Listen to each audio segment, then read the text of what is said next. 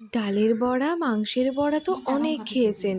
এবার না হয় অন্যরকম এক বড়া খেয়ে দেখুন। এটা হচ্ছে সজনে পাতার বড়া, আর এটা খেতে অসাধারণ হয়। আপনারা বাড়িতে একবার হলেও করে দেখবেন, আপনাদের আশা করব অনেক ভালো লাগবে।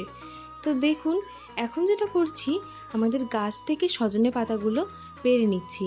আর এখানে আমাদের পুচকুটা তো দেখছে খাবে তার জন্য। তো এই যে এখানে পাতাগুলো পারছিল, তাই ভিডিও করে নিয়েছিলাম। তারপরে এখানে বাচ্চা আর বাচ্চার মাকে সজনে পাতাগুলো খাওয়াচ্ছিলাম। ওরা এই পাতা, কাঁঠালের পাতা অনেক পছন্দ করে। ওরা খুব পছন্দ করে, ভক্তি করে খায় বলতে গেলে। তো তাই আমি হাতে ধরে ওদেরকে খাওয়াচ্ছিলাম। তো এখন আমাদের কিন্তু এই দেখুন পাতা পাড়া একদম হয়ে গিয়েছে। তো এখন পাতাগুলো দেখুন এইরকমভাবে ছড়িয়ে নিয়েছি ডাল থেকে, আর জল মানে ভালোভাবে ধুয়ে জলটাকে ঝরিয়ে নিয়েছি। এবার এখানে একটি পাত্রে জল গরম করতে দেওয়া ছিল, তো জলটা দেখুন একদম ফুটতে শুরু করে দিয়েছে। ফুটন্ত গরম জলের মধ্যে দিয়ে দেব হচ্ছে স্বাদ মতো অল্প লবণ। তারপরে এর মধ্যে ওই সজনে পাতাগুলো পুরোটাই দিয়ে দিব। পরে এটাকে ঢাকা দিয়ে কিছুক্ষণের জন্য রেখে দিব।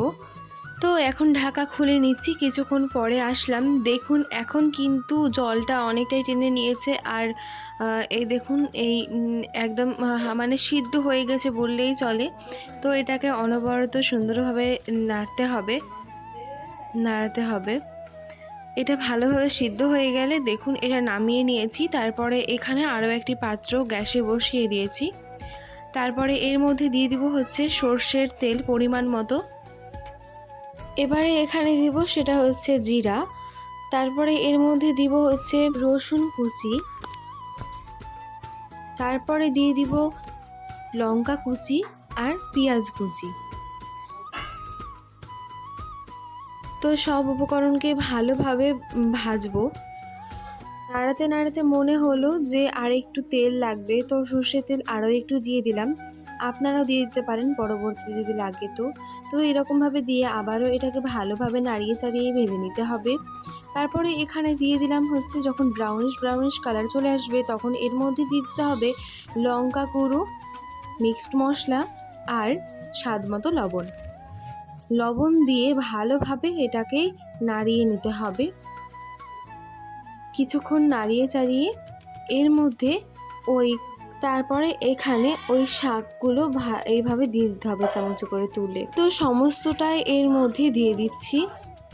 তারপরে এটাকে ভালোভাবে নাড়িয়ে নিব। তারপরে আর কিছুই না, কিছুক্ষণ নাড়িয়ে চাড়িয়ে গ্যাসটাকে অফ করে দিয়েছি। এটাকে এক পাশে সরিয়ে রেখে দিব। তারপরে এটা কিছুক্ষণের জন্য ঠান্ডা করতে দেব। যখন ঠান্ডা হয়ে যাবে তখন এর মধ্যে যেটা করব সেটা হচ্ছে 1 চামচা মতো দিয়ে দিব হচ্ছে কর্নফ্লাওয়ার। তারপরে দিয়ে দিব হচ্ছে চালের গুঁড়ো 1 চামচা মতো। তারপরে এটাকে ভালোভাবে মেশাবো এইগুলোর সঙ্গে।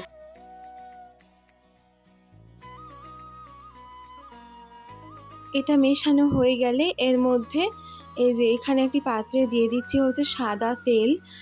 তারপরে সাদা তেলটা গরম যখন হয়ে যাবে তখন এর মধ্যে একটা একটা করে এইগুলোকে দিয়ে দিব। তারপরে সুন্দরভাবে উল্টিয়ে পাল্টিয়ে ভেজে নিব। দেখুন একটু চামচের সাহায্যে এটাকে একটু চ্যাপ্টা করে দিচ্ছি। তো এরকম আপনাদের ইচ্ছা মতো আপনারা এখানে শেপ দিতে পারেন। তারপরে এখানে অল্প করে ওপর থেকে ওই তেলগুলোকে একটু একটু করে ছিটিয়ে দিতে হবে। তাহলে কি হবে, উপরটাও ভাজা হবে, নিচটাও ভাজা হবে। তারপরে উল্টিয়ে পাল্টিয়ে সুন্দরভাবে সবগুলোকে ভেজে ভেজে তুলে নিচ্ছি। তো সবগুলো ভেজে নেওয়ার পরে ফিরে আসছি। তো দেখুন এখন সবগুলোই ভাজা হয়ে গেছে। এইভাবে বাড়িতে একবার হলেও করে দেখবেন, এটা কিন্তু পুষ্টিগুণে ভরা। কারণ সজনে পাতা কিন্তু আমাদের জন্য খুবই ভালো একটা জিনিস। কিন্তু সজনে পাতা সংলগ্ন যেই ডালগুলো থাকে সেইগুলো কিন্তু আমাদের দেহের জন্য, আমাদের শরীরের জন্য প্রচণ্ড ক্ষতিকারক। ওটা কিন্তু ফেলেই নেই। বড়া করুন বা রান্না করুন, যাই করুন না কেন ওই ডালগুলো কিন্তু অবশ্যই ফেলে দিবেন, তারপরে রান্না বা এই বড়াটা করবেন। তো কেমন লাগলো ভিডিও অবশ্যই কমেন্টে জানাতে ভুলবেন না। ভালো থাকবেন, সুস্থ থাকবেন, ধন্যবাদ।